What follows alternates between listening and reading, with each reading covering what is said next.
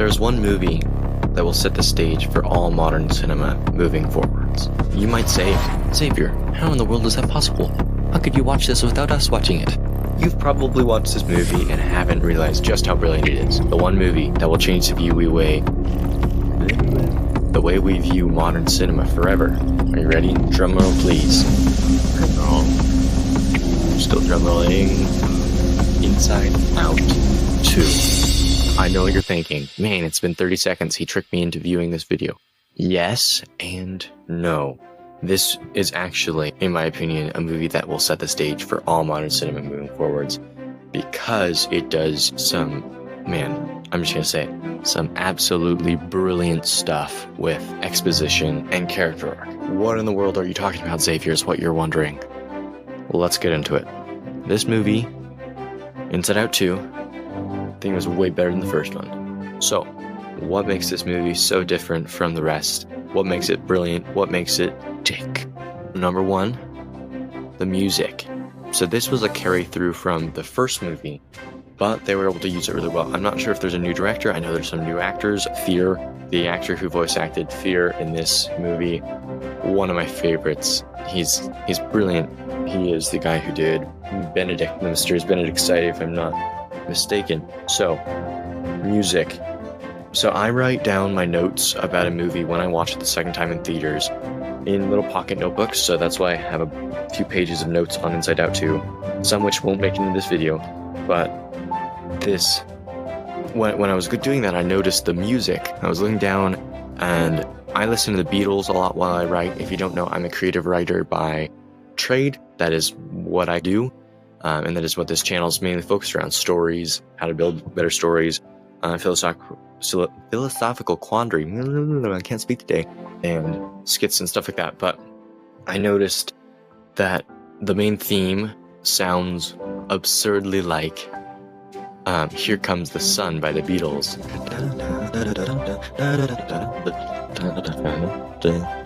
I don't know, it sounded a lot like that, and I don't think it was intentional the way that it sounds like the Beatles, but it counted in their favor for sure. It was definitely a piece of positive media throughout it. Point number two, color. So Pixar, they have these little sheets up on the wall in their studios. They have you can calculate, every color has a 6-digit number that calculates exactly what the color is. I know because I use Canva all the time to make thumbnails, but also because of James Ponty's City Spies. If you haven't read that, it's awesome. Read that book. But you can calculate that way the average color in any frame, and okay, spoilers for this movie. If you haven't watched Inside Out 2 yet, go watch it, pause this video first, and then go watch it, and then come back. And then notice this thing, or just keep watching. But when it comes to color theory, in the frames after anxiety takes over Riley, bottling up all the other emotions, Fear would say, "We're suppressed emotions," and you have anxiety taking over. All of those frames after that, when they're in the locker rooms, even we had some foreshadowing in the locker rooms, when they're in locker rooms, when they are hanging out, having the pizza night, or simply when they are walking around or in the bedroom, there is a use of very distinctive colors, and those are usually orange. Whose color's orange? Anxiety's. Is anxiety in control? Yes. Was it intentional on them? I have no idea. Whatever it was though, it was brilliant. The way that they parallel those two things, so your subconscious, I was like, why does this feel so ominous? She's not acting like much different from Riley, not yet in this scene, but oh wait, the color, and I know it's coming, and I think it's something that you'll only really notice if you watch it again, but it is something that I think affects your subconscious as you're watching it a first time. So again, brilliant. Another thing is, I don't remember who wrote the book. I'm reading Save the Cat Writes a Young Adult Novel. Wonderful pieces of media. They're so helpful for us creative types, and especially in creating stories. And Save the Cat is a way of writing screenplays specifically, and then it can be carried through into all forms of storytelling. But in Inside Out 2, I have my notes out here if you're wondering. Inside Out 2, they literally did a save the cat moment.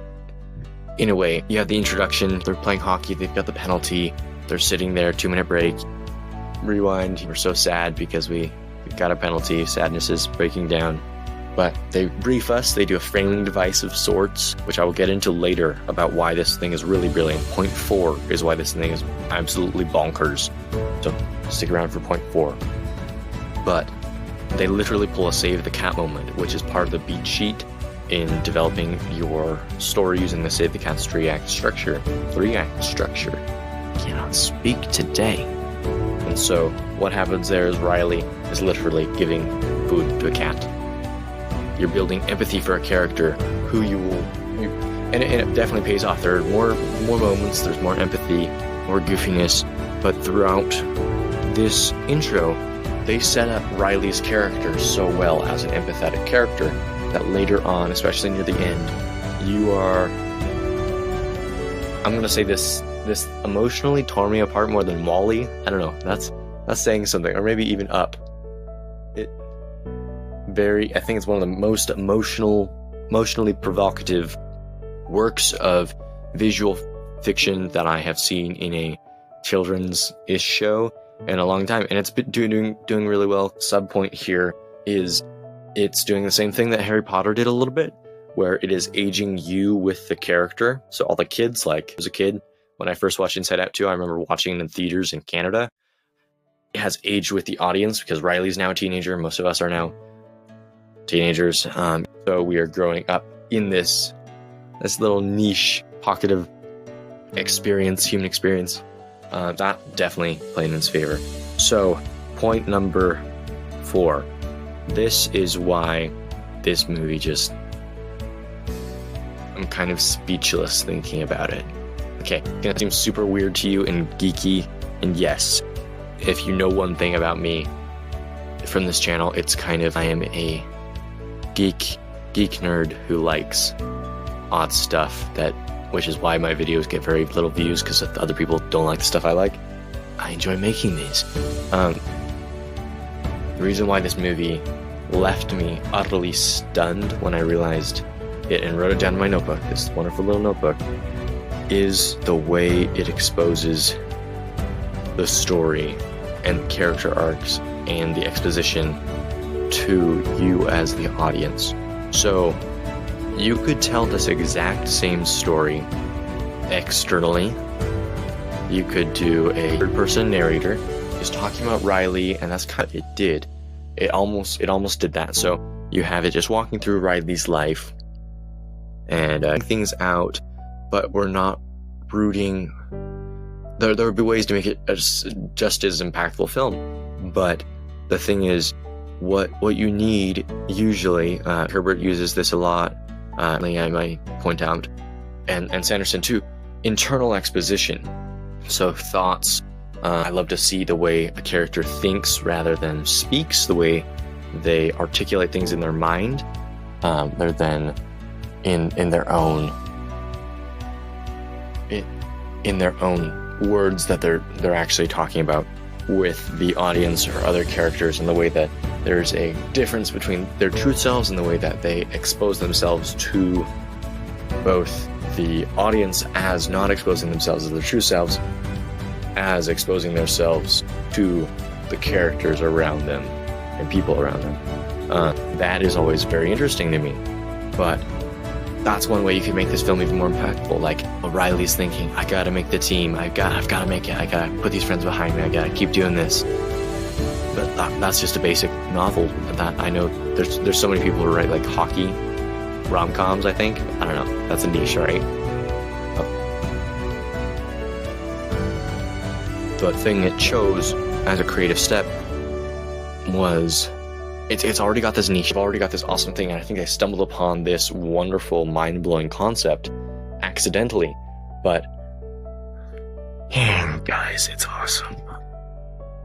The way in which we are exposed to Riley is, instead of through a third-person narrator, we are using multiple third-person limited narrators and that is in the visual film industry through her emotions personified as characters.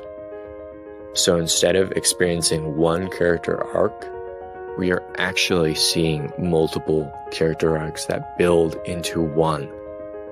Now that sounds super simple and geeky, as I was saying, but you have no idea how cool that is. It's absurd.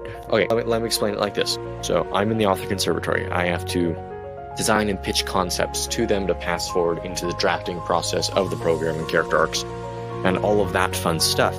But I was told that I needed one more concept because one I was doing, I'm not at a right good stage to do it. I was like, what do I have? I watched Inside Out 2 a second time, and my mind was like, that is the concept I can use now. And let me just give you a brief little summary to show you how cool this way of exposing media is in truth. So, what is this awesome way of exposing media? So, let's just say there is a AI or some sort of cool, intelligent being, and say it's designed to protect humanity, and it is doing this, and then they lose control, and it's designed to protect humanity by making sure it cannot go over its max yield of personal destruction, and so it cannot destroy itself, allow humanity to destroy itself, and thus it is allowed to purge and work aggressively to protect humanity against itself. Say they lost control and now they need to maybe Mercy's slowly grown in her old age. It's an AI or something like that, but she wants to destroy humanity. She's set a deadline or something like that, and she's going to launch these nuclear warheads on Mars. I don't know. It's the same thing. Riley's going to make this really bad decision. The AI is going to make this really bad decision. But then you have the emotions. Oh yes, we're going to try and get Riley's true self back from these other ones, who could be represented, by so let's just say they sent children to represent emotions, if we're using that as a parallel, to try and impact, so that Mercy, instead of seeing humanity and judging humanity upon the entirety of humanity's actions, starts to judge humanity upon the actions of, what are the most innocent things ever? Children, apparently. You put them on Earth or something like that, and then the anxiety and these emotions who are negatively affecting Riley, maybe they don't know it yet, are working against them because that's what their government has sent them to do. They've infiltrated, and then you have all these some things where you have them representing and trying to work for their own character arcs that are attributing to one entity, one goal, one mindset, one being that is the AI. So, I don't know if that made any sense. I don't know if I ever make any sense, but that is why I think this movie was absurdly awesome. I would love to see way more movies like this that are using creative choices to build absurdly emotional resolutions. It left me my breath gone. That sentence, it left my breath gone. I had no breath at the end of the movie. That hurts. I don't know. That is why I think Inside Out 2 is a good movie. Go watch it. Blessings.